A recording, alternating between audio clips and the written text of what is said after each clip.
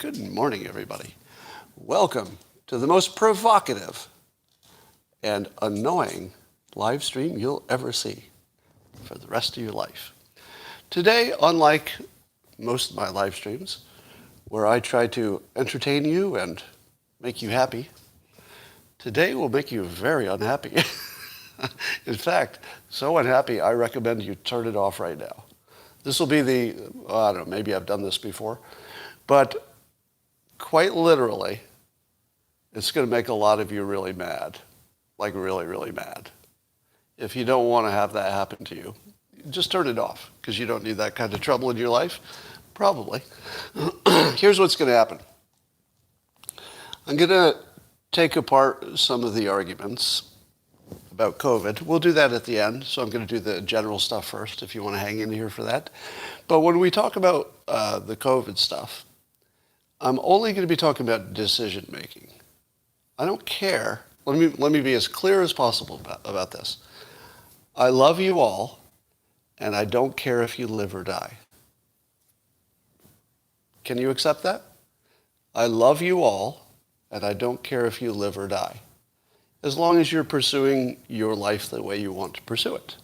If you want to do some extreme sports and you die, I love you, but I also don't care, because you did what you wanted to do. You died the way you wanted to die. And I'm all for that, completely. So if you can't accept the fact that I love you, but I'm totally okay with you killing yourself any way you want to, really, that's just your business.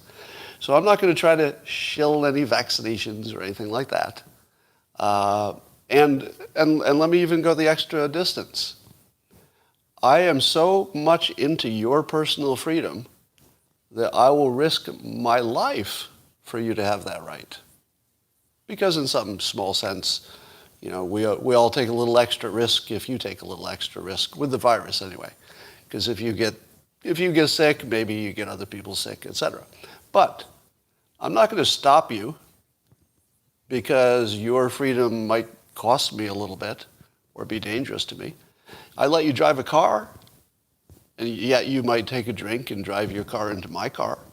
But that doesn't stop me from letting you drive or trying to stop you from driving, as if I could.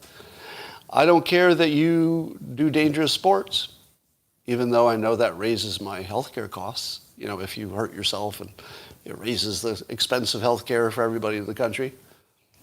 I'll take that. I'll take that risk for your personal freedom. So I'm very, very strongly in favor of your personal freedom, even when it affects me or has a risk that I accept. Because I figure you do the same for me, right? I take risks. You pay for my risks too. Part of the deal. All right, let's talk about some other stuff. Rasmussen asked people if they think the economy will be getting stronger or weaker in the coming year. 29%. Thank you, Hannah. We will do the SIP in a moment. I have not forgotten. 29% said the economy will be stronger, but 47% said they expect it to be weaker next year. 47% of the country thinks the economy will be weaker next year. Remember what I told you about economics, one of the few things I know something about. If anybody's new to me, I have a degree in economics and an MBA. So one of the things that economists know is that economics is an optimism machine. Optimism, specifically your expectation that next year will be okay, is what drives economics. Because you won't invest in anything if you think it won't pay off. So you have to have optimism in order to invest. And you have to have investment in order to have an economy. So optimism drives everything. If I make a deal with you, any kind of a business deal, it's based on optimism that you will pay me back or you'll do your part of the deal. You know, without optimism, everything falls apart. So I've argued that Trump brought the optimism in a way few people could. Right? He was a salesperson for the economy, for the United States, America first, and I feel as if Trump was unambiguously the better optimism president. He said it directly. I'm going to be the cheerleader for the country and for the economy. And then he went out and did it.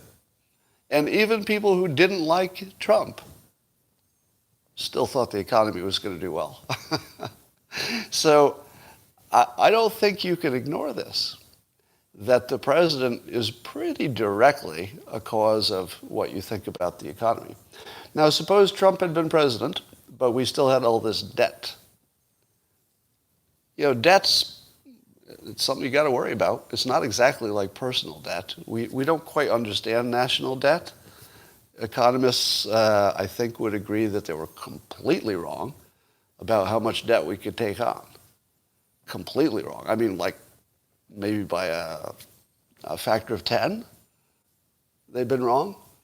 Or were they wrong? Maybe we can't handle the debt. Maybe we'll be surprised. But certainly, you know, national debt doesn't operate the way personal debt does. With personal debt, you kind of know what's too much, you know, at least within a narrow range. But with national debt, we don't know. You know, as long as you have nuclear weapons and people like your currency better than other currency, I don't know. Maybe you can just inflate away most of your troubles and nobody notices. Somebody's suggesting that we all pray for rain. Worth a shot. Pray for rain for the whole country.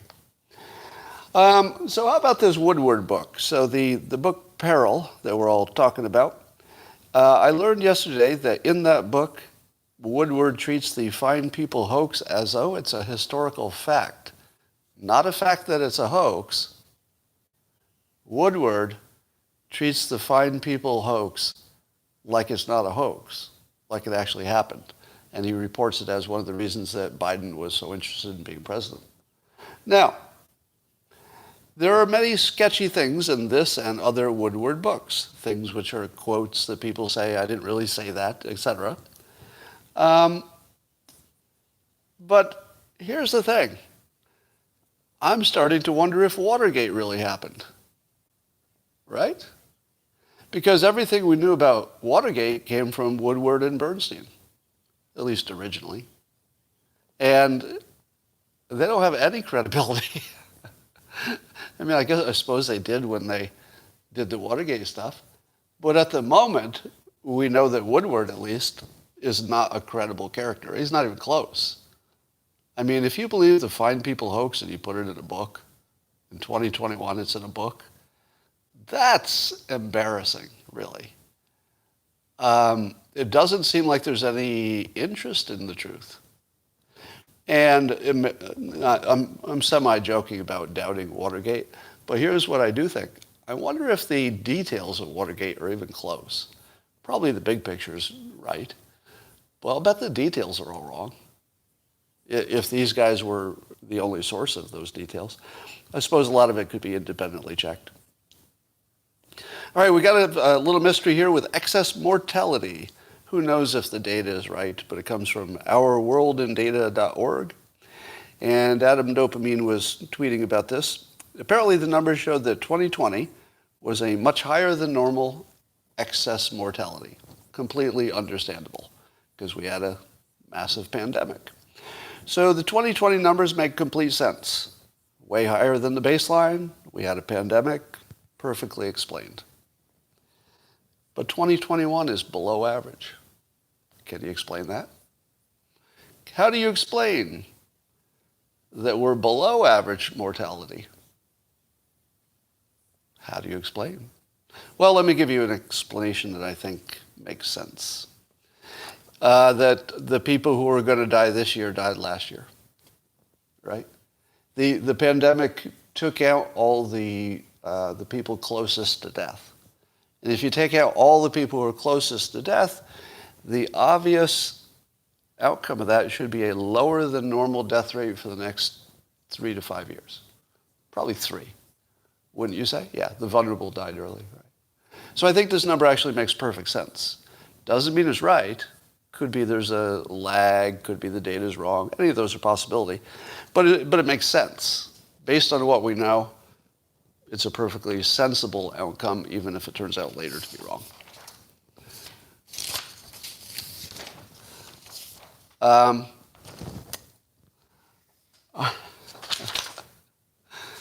There's some weird things happening with my printer here. Oh, here we go. All right. We're going to talk about COVID stuff now. So those of you who don't like this conversation, I would invite you to leave because you don't need to have any bad feelings about me. Just come back when I'm not talking about this. Now, I did hear I have heard all of your complaints. Yeah, we will do this simultaneous sip before I do this. That's a good idea. Thank you on Locals for reminding me. Actually, why don't we do that now? You know, if you'd like to enjoy this morning to the maximum potential, what you need is a simultaneous sip, and all you need for that is a cup or mug or glass, a tankard, chalice or stein, a canteen, jug or flask, a vessel of any kind. Fill it with your favorite liquid. I like coffee. And join me now, commercial free, for the unparalleled pleasure, the dopamine hit of the day, the thing that makes everything better. It's called the simultaneous sip. It happens now. Go.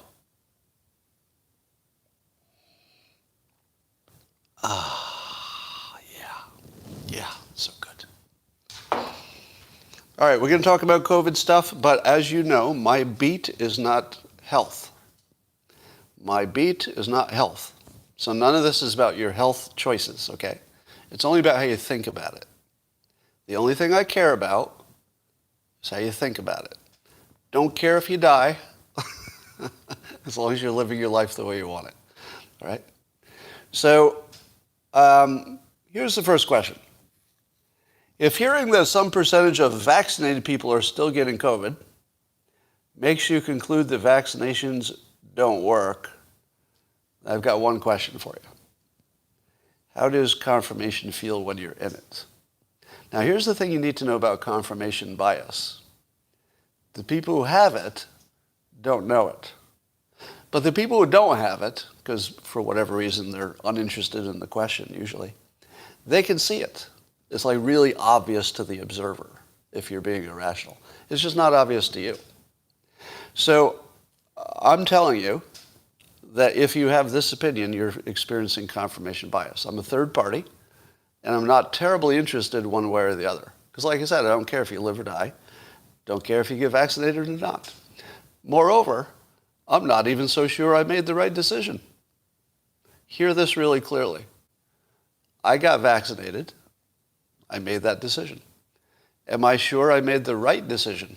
Nope. Nope. If I were sure I made the right decision, then you could say to me, might be confirmation bias. But I'm telling you, I'm not sure. That's almost a guaranteed get out of jail card. If you can say unambiguously, I don't know, I could be wrong. It could be that getting vaccinated was a big mistake. Maybe.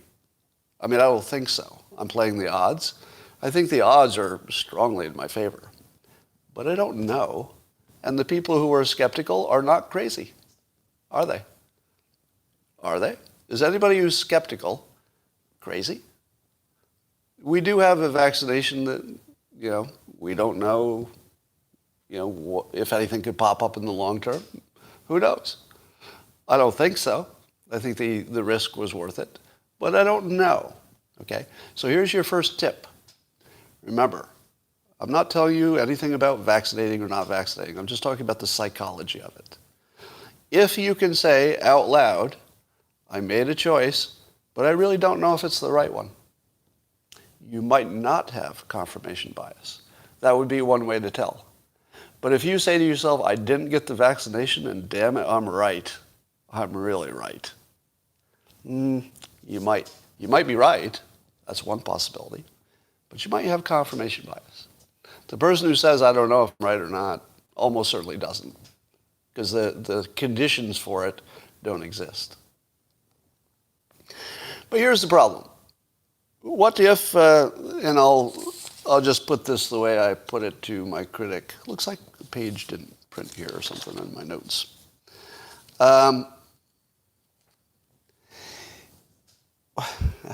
If you think that the vaccinations don't work because you need a booster, does anybody think that?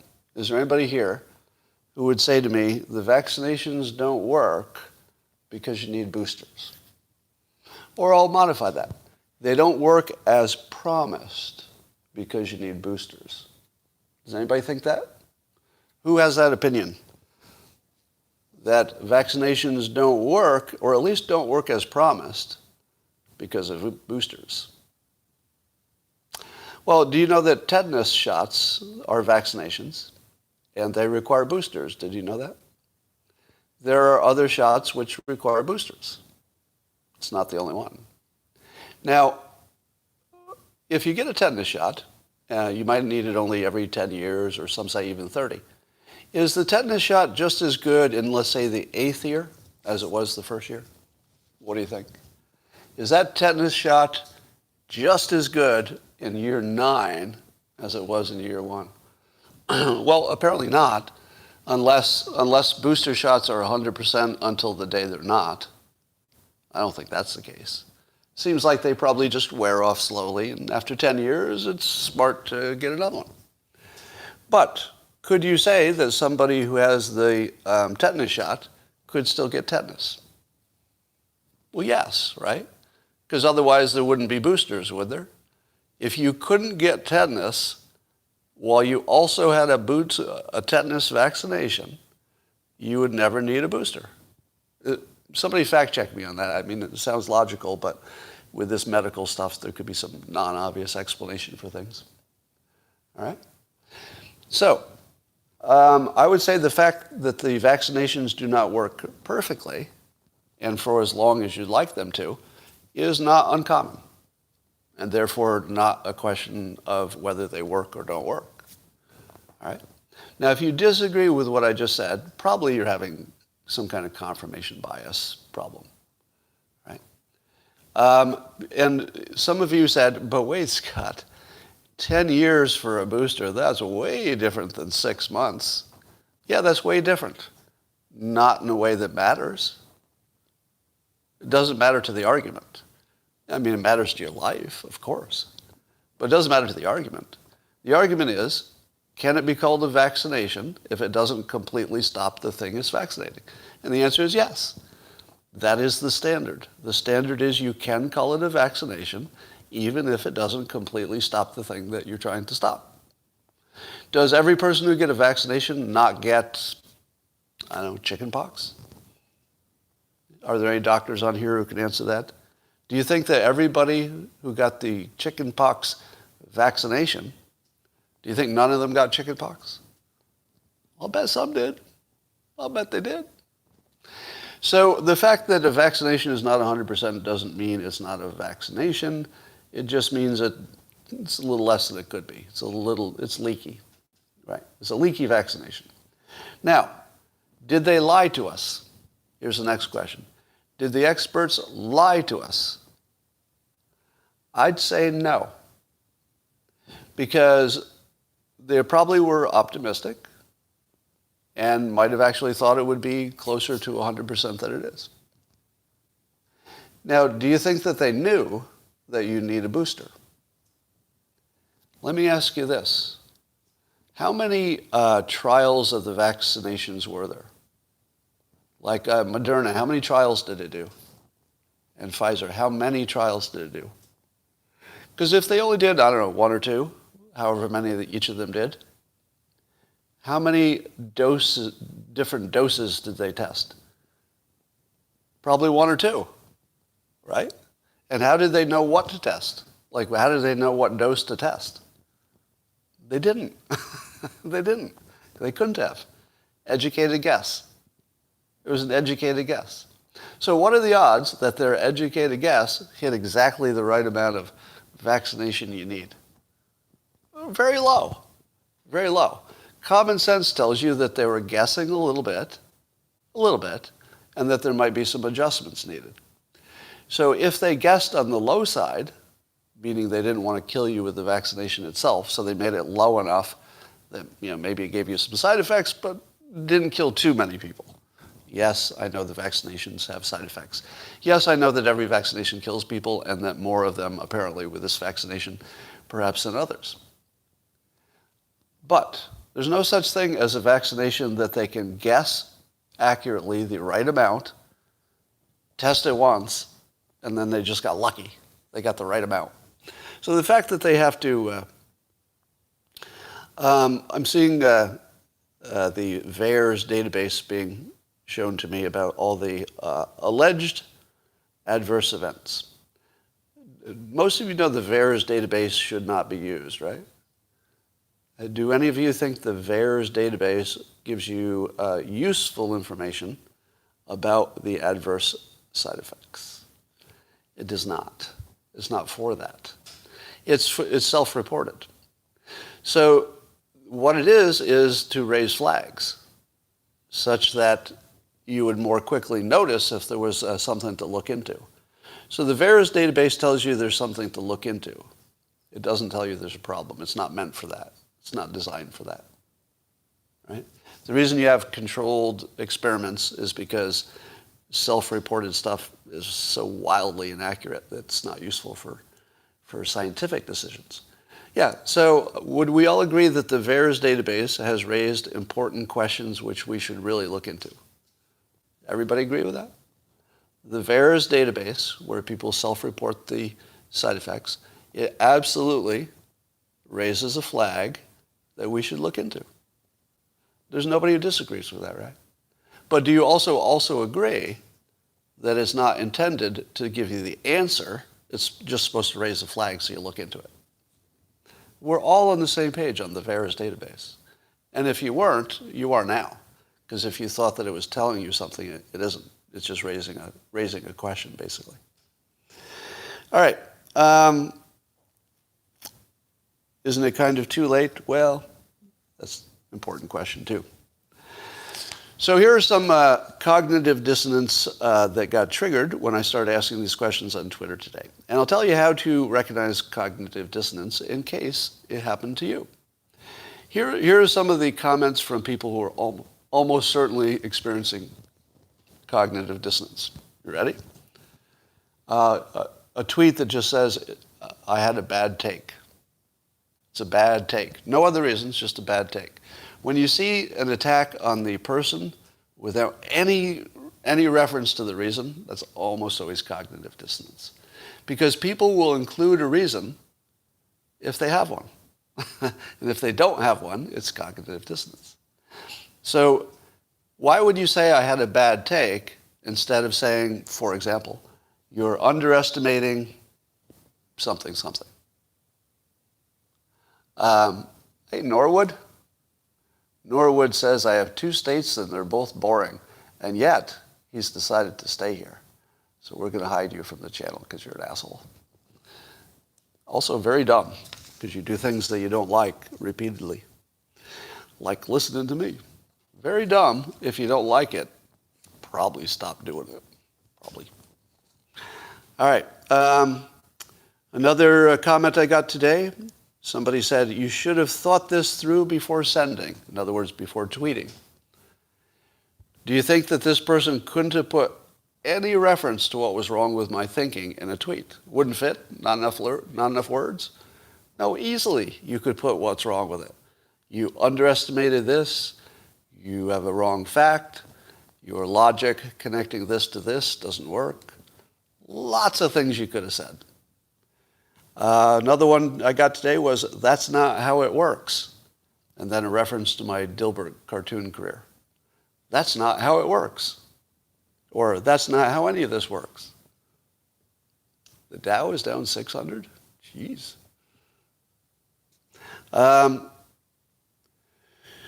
So these are the arguments that are pretty much tip-offs for cognitive dissonance. Here's an economist tip.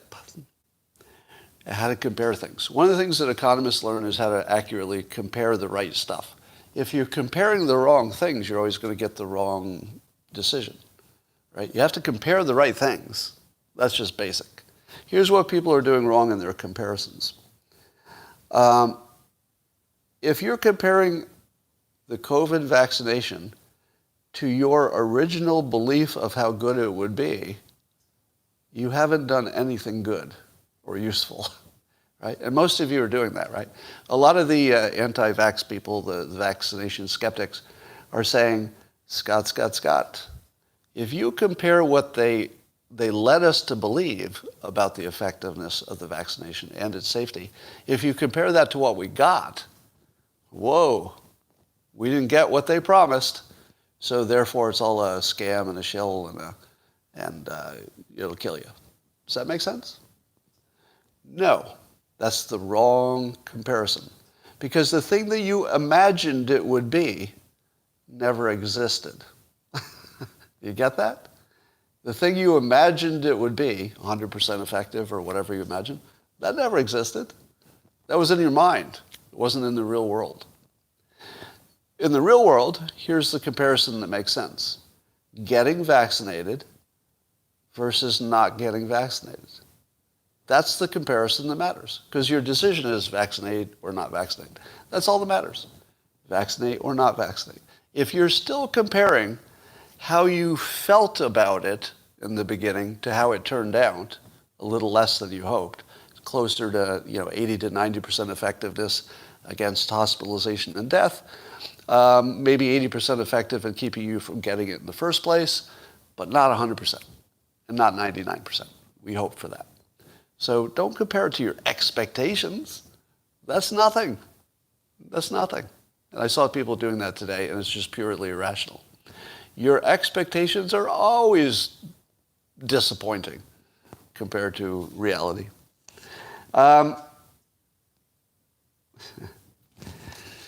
So there was a troll this morning who learned that the Fine People hoax was a hoax for the first time. And that was kind of fun, watching somebody fall into that trap. And here's how you know that you've triggered somebody into cognitive dissonance. Now, anybody who's new to me, live streaming, I'm a trained hypnotist. And so I know how to trigger people into cognitive dissonance. I can do it intentionally, and I can do it almost at will. Most of you do it too, but less directly and less intentionally. Anybody can trigger somebody into cognitive dissonance. But when a Twitter user named Who Radiation found out today that the Fine People thing was a hoax, here's one of the tells: word salad. Word salad. So they will say something when they're experiencing cognitive dissonance, but they're the only person who thinks it makes sense. Everybody else reading it would say, that's it. All right, here's another example of a cognitive dissonance right here from El Diablo Loco Poco. So here's the classic one. Scott, it sounds like you are suffering cognitive dissonance and are rationalizing your decision to be vaccinated. Now what's wrong with that comment, and why do I say that is cognitive dissonance? I'll read it again and see if you can feel the sound with me. Scott, it sounds like you are suffering cognitive dissonance and are rationalizing your decision to be vaccinated. Did I not just tell you that I could be totally wrong about getting vaccinated? Why do I need to rationalize it? I told you what I looked at. I told you what the odds were. If the facts were wrong that I used, I'll say, whoa, damn, those facts were wrong, so I got the wrong decision. What would be my trigger for cognitive dissonance? You have to look for the trigger. I don't have a trigger. There's nothing that can cause me to have cognitive dissonance because I'm not committed to a side. You have to be committed to an opinion before you can be triggered.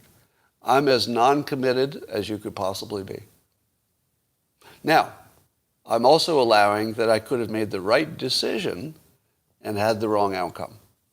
Will you allow me that? Let's say I looked at the odds, and the odds were, hypothetically, you don't have to agree with this, but let's say I looked at the odds and I thought the odds were that I should get vaccinated. And then maybe I'm one of the people who has a bad outcome from the vaccination itself. Did I make a wrong decision? I'd say no. Because if you make a decision based on the odds, it's the right decision. It's just a bad outcome. Now, given that I make that distinction, that I can make a good decision and still have perfectly reasonable to have a bad outcome, I don't have anything that can trigger me into cognitive dissonance. Because everything that can happen is within my model, right? That's the best way to say it. Everything that's possible fits within my model of the world. Because my model of the world says, well, I followed the odds as best I understood them. Data was probably wrong. Maybe even some of my thinking was wrong. But, I had to make a decision. So if it turns out I'm completely wrong about everything, it's still in my model. It's still consistent with everything I've said. Oh, I could be wrong on those facts. I could have made the wrong decision. But if your model says that what you did is the only thing that's possible, as soon as something outside of your model happens, you're triggered into cognitive dissonance. So you got to make sure that your model of reality incorporates all the possibilities. That's the only way you can keep yourself out of cognitive dissonance. Did you get that? So now, how many of you are asking yourself, hey, I think I trapped myself. I created a trap for myself by creating a world view that doesn't allow the other one in. Did you do that? Did you create a worldview that just doesn't let the other one in? Because if you did, you're setting yourself up. You're setting yourself up. Are comments off? No, comments are on. Comments are on. I am reading them. I don't comment on all the comments, but I am reading them. Somebody says, find the clip of Norm Macdonald saying how he wants his funeral to be. You know, I actually had some instructions in my estate and my will at one point for having a funny funeral, but I took those out. Would you make the same decision today? Yeah, I would, because I don't think the data changed enough. And remember, I'm in a higher risk category. So any decision I make about vaccinations doesn't apply to any of you. You get that, right? Do you get that my decision about vaccination should not apply to any of you? Like, you shouldn't be influenced by it at all, because I'm in a high risk category, right? And my high risk is different than your high risk. It's different than everybody else's. So you definitely should not be influenced by my decision. That would be irrational. You don't have the same variables. Here's a comment from Mr. Janus, Esquire, a lawyer, I assume. First name Hugh, last name Janus. He's a lawyer. How does that sound if you say his first name and his last name together? First name Hugh, last name Janus. Huge anus. Huge anus, Esquire. So Hugh Janus says to me, he goes, that Scott is having another one of his vax spells where he thinks if people don't vax, they will die. Does that sound like me? Does this sound like something that happens to me on a regular basis? That I get into this vax spell where I think that if people don't vax, they will die? Nope. I think you're all going to die. Me too. I think you'll die if you get vaxxed. I think you'll die if you don't get vaxxed.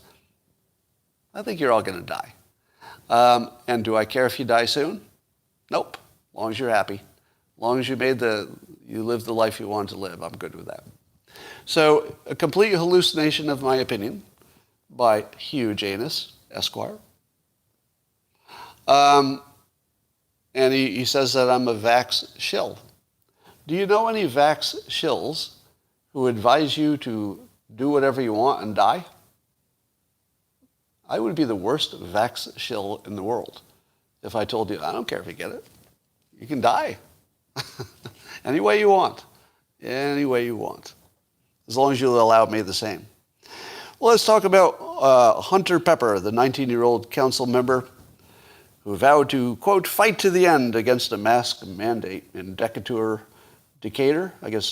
Alabama, revealed he's been hospitalized with shallow breathing. And, of course, the photo of Hunter Pepper, and we do not do fat shaming. No fat shaming on this channel. And we don't do addiction or alcoholic shaming either. They're all in the same category, in my opinion, which is we think we have free will, but addiction's kind of a different thing. And I do think people can be addicted to food and addicted to all kinds of stuff. So I don't make fun of people who have addictions because I don't believe in free will the way other people conceive of it. And I would appreciate it if you did not make fun of people who are overweight just for being overweight.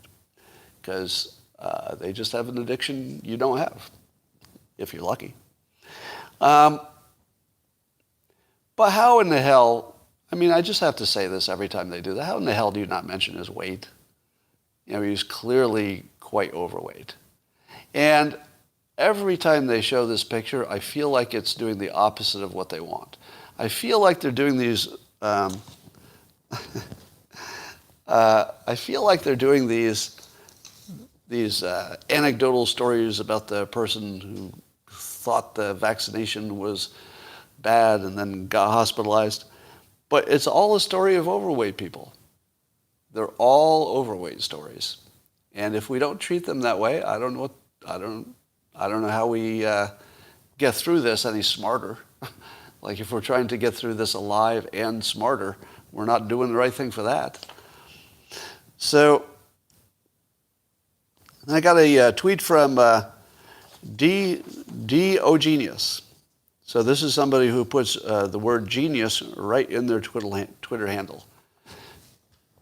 May I make a recommendation? Brief recommendation.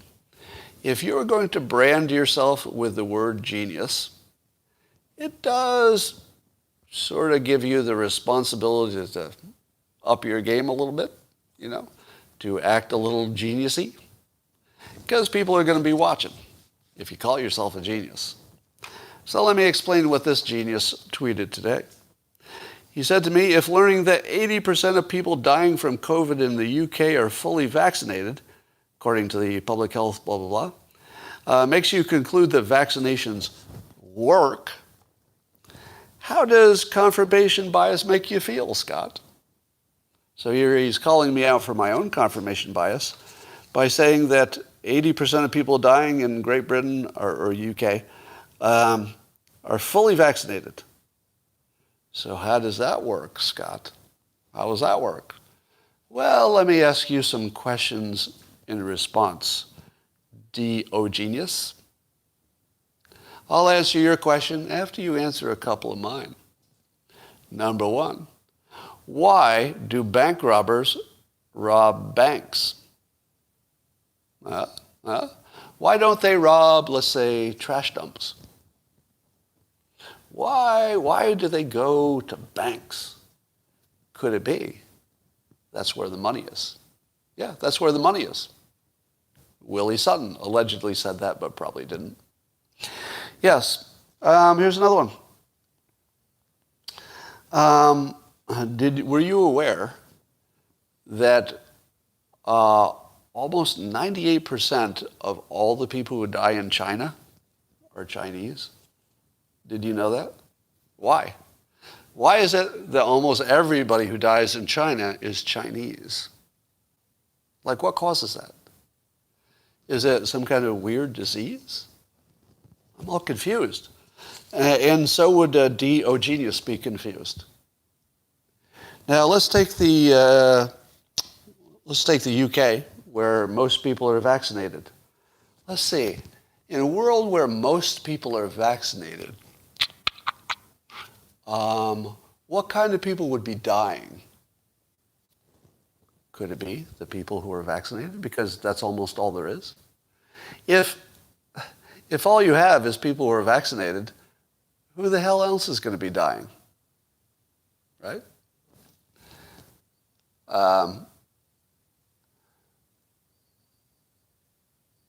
My expectations were there was 0% chance it would be completely safe. Yeah, well, 0% chance it's completely safe. So here's the thing.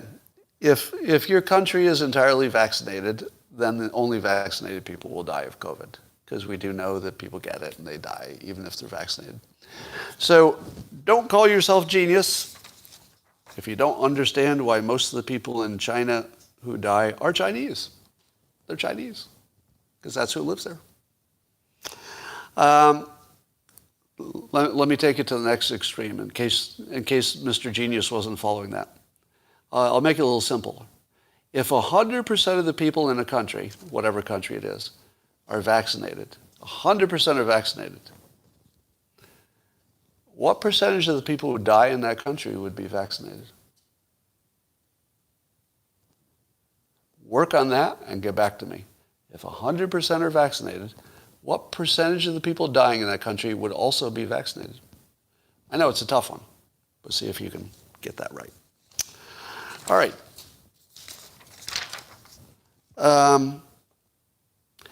That is my lesson on cognitive dissonance and confirmation bias. Now, I think I touched all my incredibly important points. Yes, I did. Yes, I did. So, let me look at your comments. Scott, if you get COVID, will you get Regeneron? Yes, I will. And do you know why I'll get Regeneron? Will it be because Regeneron was tested in long-term trials? Did anybody do a long-term test of Regeneron as a treatment for COVID? What? What? There's no 10-year study of Regeneron for COVID patients? Why would you put that in your body? It seems a little experimental to me, doesn't it? So you would put Regeneron into your body just because all the experts say it works, even knowing there are no long-term 10-year trials of Regeneron for COVID. You would put that in your body? I would. Yeah, I probably would. But all of your options are untested stuff. Does everybody get that? Every one of your option is untested for the long term. For the short term, you actually know your vaccination risk pretty well because we have millions and millions of short-term experiences. It's the long term you're worried about, right? You're worried about being infertile or whatever.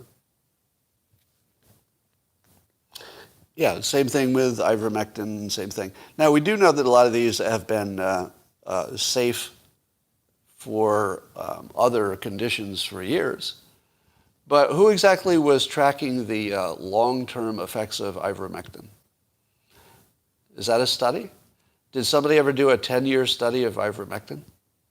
For the other problems, not for COVID. I doubt it, right? Do you think somebody did a 10-year study to follow up and see if ivermectin was hurting anybody 10 years later? No.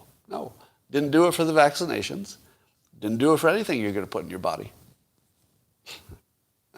Somebody says maybe. I don't think so. Merck is coming out with a therapeutic to replace ivermectin. Yeah, I'll bet.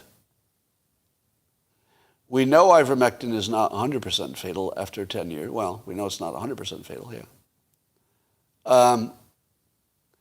Yes, ivermectin's been used for 10 plus years in other countries. Why does that matter? They weren't studying it, were they?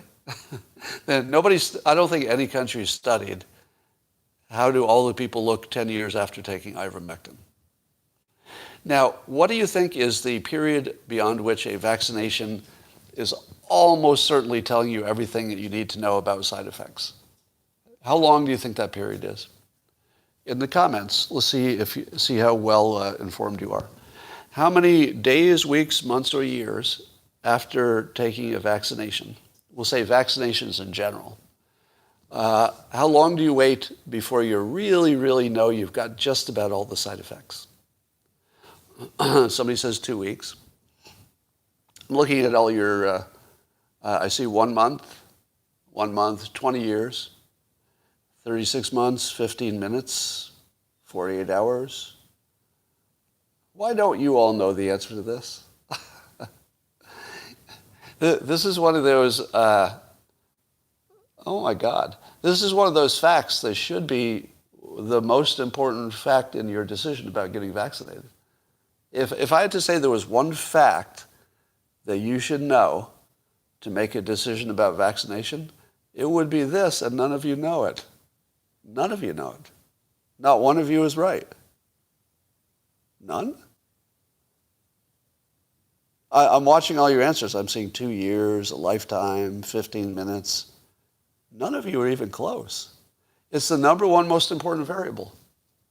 The number one most important variable in your personal decision about whether to get a vaccination, and not a fucking one of you knows the answer to it. This is public information. I've seen it a number of times. The answer is 2 months. 2 months. After 2 months, the odds of anything bad happening to you in the long term become really small. They don't disappear, but really small. And that first 15 minutes tells you a whole lot, right? That's why they make you wait. But 2 months, typically for all other vaccinations, that's where problems appear. Now, I'm seeing Robert laughing. Now, I'm not saying that that everything has to fit into that model. I'm saying that if you didn't know that and you made your decision on vaccinations, that was a very irrational decision.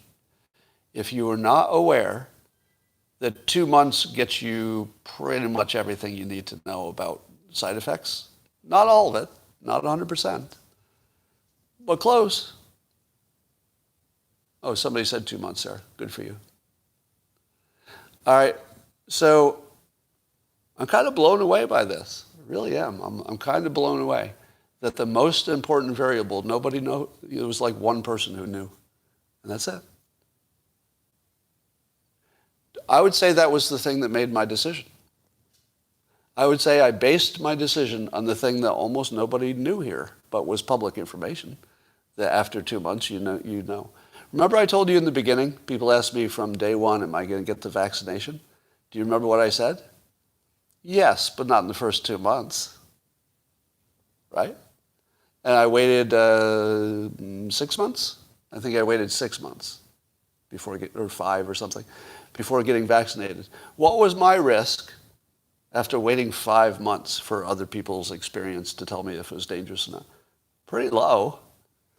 Pretty low. I mean, I don't know how to calculate it. There's no way to do that. But low. Now, that's low based on living life and seeing that usually it's 2 months or so, tells you everything you need to know. It doesn't mean it's true with these.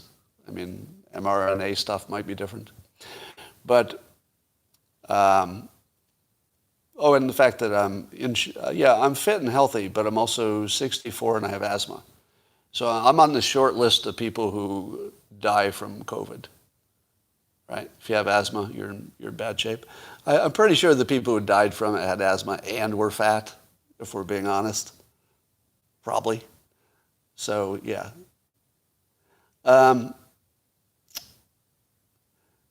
Thalidomide.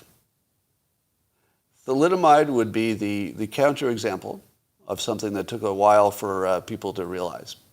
But, correct me if I'm wrong, I believe that current medical processes, I need a fact check on this. Okay, this is an important one. So if you could really give me a fact check on this.